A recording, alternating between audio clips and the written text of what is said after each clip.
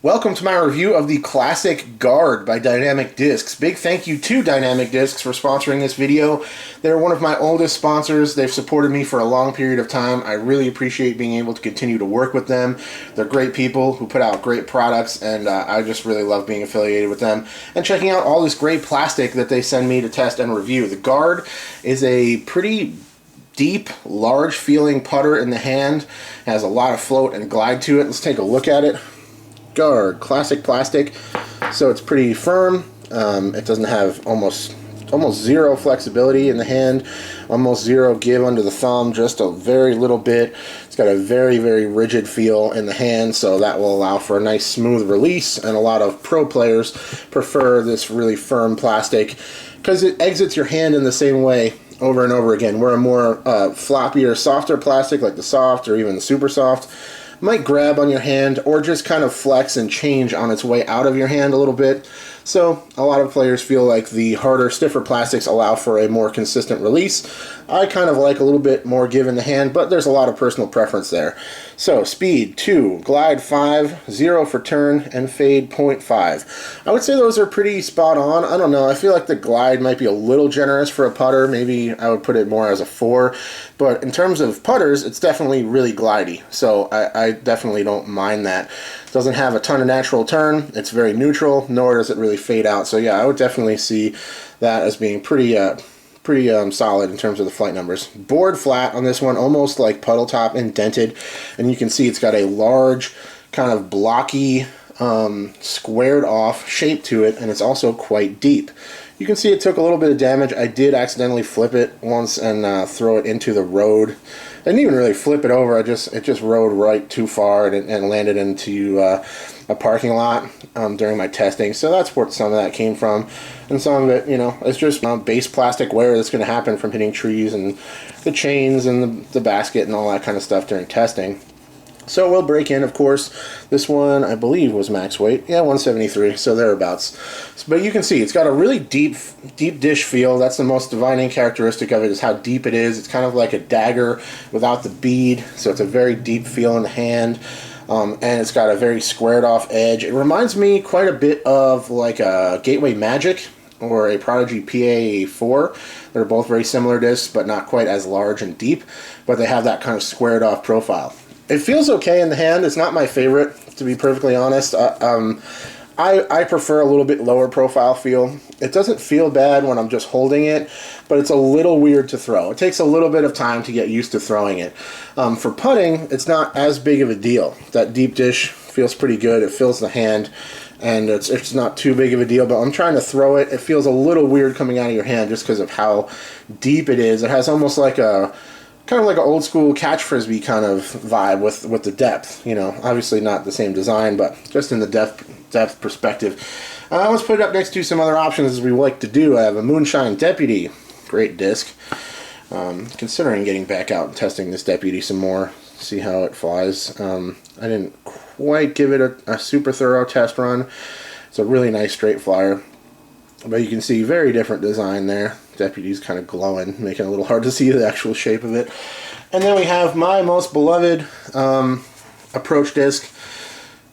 Oh, it's kind of a toss-up. For stable to overstable, most of my layups, the Caltrup is my most trusted disc of all time, and here she is. Let's put it up next to that. So it's not hugely deep compared to the Caltrup, which is also another deep dish disc.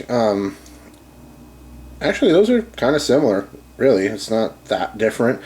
They're both pretty deep. They both have a pretty blunt edge, nothing sharp on them whatsoever, no bead, and they're quite similar. You can see this one's really beat up because I've thrown it a million times, and it always does what I want it to do, pretty much. Unless I mess it up, it's doing what it needs to do.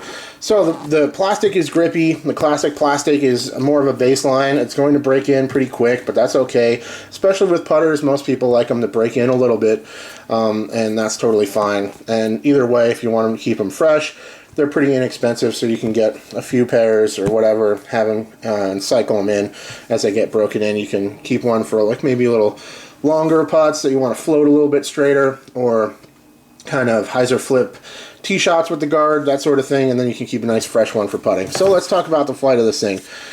As a putter, it floats just dead straight at the basket. It's almost a little strange because you have to just play for that. Like, there's no real drop off. It doesn't like fade out at all. So you pretty much just have to more or less just put it straight at the chain. So there's no like aim out to the right a little bit and play for a fade. For me, it just holds that line, so you really have to just be focused on just straight in at the pole, which is nice. And I think a lot of the players that have switched to these have enjoyed that aspect of it, that you can just be firm, put it straight at the basket, and you know it's going to hold and float on that line straight into the chains.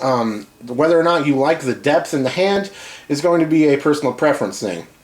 In terms of throwing, which is what we tested it much more for, it's a nice flyer, and it's quite neutral.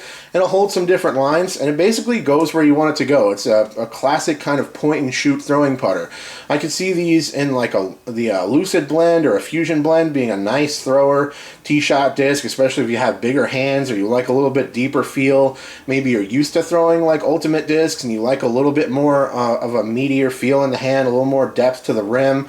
This could be a great option for you to look into. Could be a good option for people transitioning from Ultimate to start learning disc golf, because it's very neutral and it's got that deep dish feel in the hand.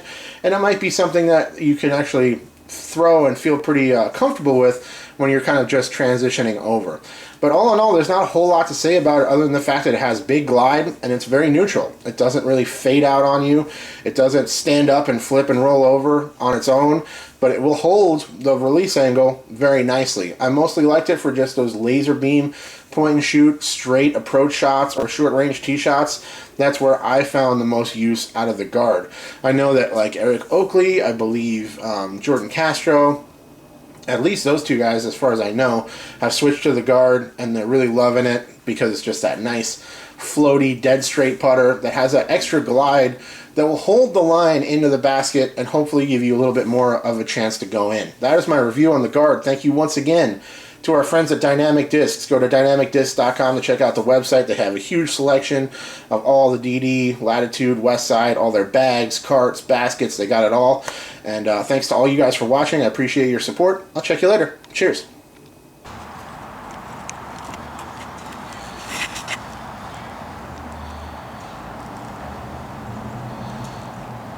Woo! That would have been sweet. Thank you so much for watching, and big thank you to all of my Patreon supporters. If you would like to see your name listed in the credits of all of my videos, go to patreon.com/discgolfnerd.